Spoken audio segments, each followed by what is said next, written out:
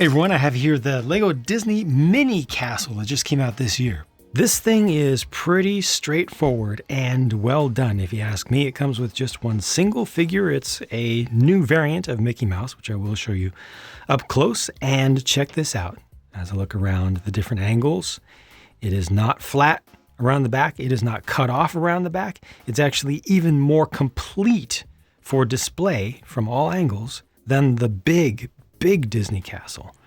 The proportions here are pretty nice. Look at this. It actually displays well from all around. Now, what's a big surprise is that there's detail on the inside. You actually have some little people, some little visitor figures down on the bottom floor, and a printed 1x2 tile of Cinderella's slippers, glass slippers that you can't see.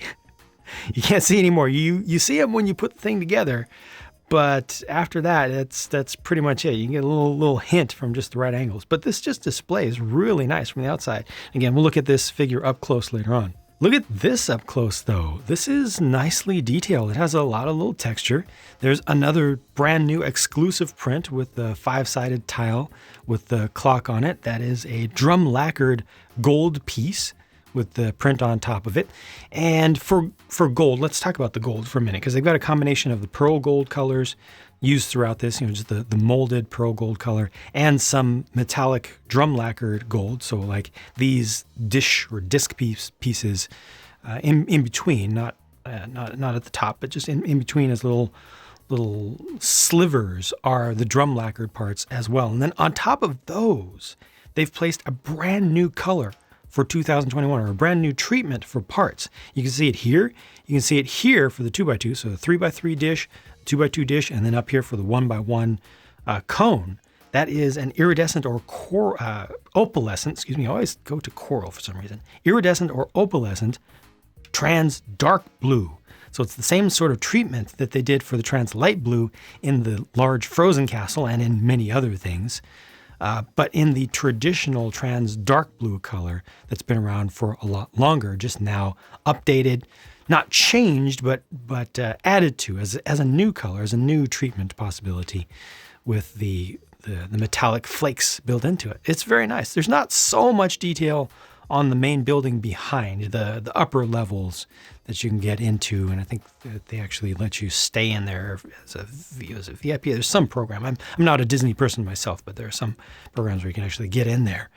But yeah, the white portion of it isn't so good. Now, speaking of the white portion, technically this should be pink, not white, especially today with how blue they've made this and how much they've accentuated the golds. This seems more like a 50th anniversary update, the revamp, with the exception of some of the add-on parts. It just feels much more like the 50th anniversary updates to me. And with that update, they made the pink on the real thing more distinct. It's a little bit darker. It's a little bit more saturated than it had been. However, I'm personally okay with them sticking with the white here rather than shifting over to the pink, because Lego's closest pink, just a basic light pink, is still too dark and too magenta. They would really need to bring back the original bright pink, the old Paradisa pink kind of color to match decently well to this. It would have been a perfect match. That old color would have been a perfect match to the previous look of the real castle, but I still think it's a better look or a better match to the current look of the castle with the updated paint scheme. Now there's some additional opalescent or iridescent material that's used in here for the insets for the windows, and that's unfortunately the brown, the milky trans dark brown iridescent or opalescent, which I think is one of the ugliest colors that Lego has come up with. It depends on how the light hits it. Here you're just seeing a little bit of blue, the blue metallic sheen in it. So it's actually not that bad with what they've put behind it, with the white behind it. But from some angles, it comes out looking really poor. But overall, this thing presents pretty well for such a small thing. It has good detail. I'm gonna see if I can show you any of the detail. You can see one person right there. You can see a little bit of a silhouette. That's just a plain unprinted black nano fig. You see a couple of tassels hanging down from the side. There's another one back there you can just barely see. And it's off to the side. I forget even which side has the Cinderella's slippers, which you just can't see, and there's no easy way to get access to get in there to look at that after the fact. Here's the new Mickey figure. It is a theme park version of Mickey with the tuxedo there. And looking it up, it seems like this is a version that they first introduced in the early 1960s and continued to use without too much change right up into the 80s. I don't know if it went a little bit farther than the 80s. It's not the current version, but it's the version that was around the most when I was a kid that I saw in commercials, and has been around probably longer than, or was around in use just overall longer than any to date in the theme parks itself.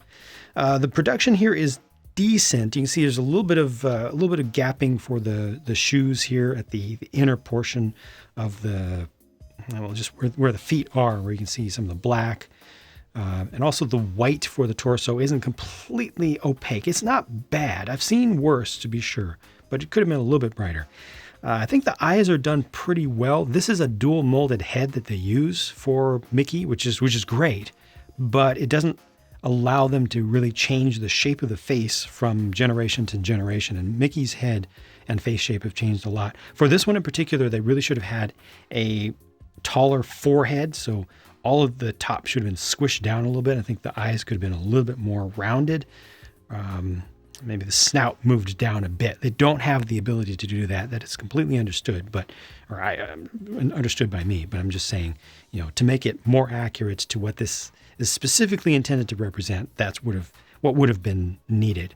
But overall, I think that a lot of people who are big Disney fans will recognize this and will appreciate that it is a new version. Here are the leftover pieces, lots of gold, one extra black nanofig, of course. This is good stuff, but there's no sticker sheet to show you because no stickers are used in this set whatsoever. However, I want to take this moment to show you what I can of the pinks, it's not the pink slippers, the glass slippers and the tile, how that goes in. So you can see it's buried down in there up against a very bright colored background that you just really cannot see from the outside. And I completely already forgot about this. I built this about a week ago. There is another print. It's that 2x3 tile with the larger version of the Disney Castle as a set. They had that tile in the train and train station set, and they've just included it here again as well, this time representing a big mural in there, so that goes on the opposite side. So I had to pay $35 US for this. That's standard retail price, and that's very reasonable for this amount of stuff. It's surprisingly good for something with a Disney logo on it, and something that comes with a Mickey Mouse in particular. Like, what? How did they? And they didn't even cut corners on it. I don't understand the price of this. This seems like the type of thing that Lego would normally make really, really difficult for normal people to get, really, really expensive, and especially profitable and accessible for scalpers. Like, they usually do this kind of thing completely wrong, like massive epic fails. And then they've done the opposite here. They've priced it reasonably. They've designed it nicely. It displays well. Hey, it's a building that displays well from all sides. And they even added more detail than they needed because it's got details on the inside that you can't even see anymore. Like, what's up with that? And prints at that. No stickers? What is going on?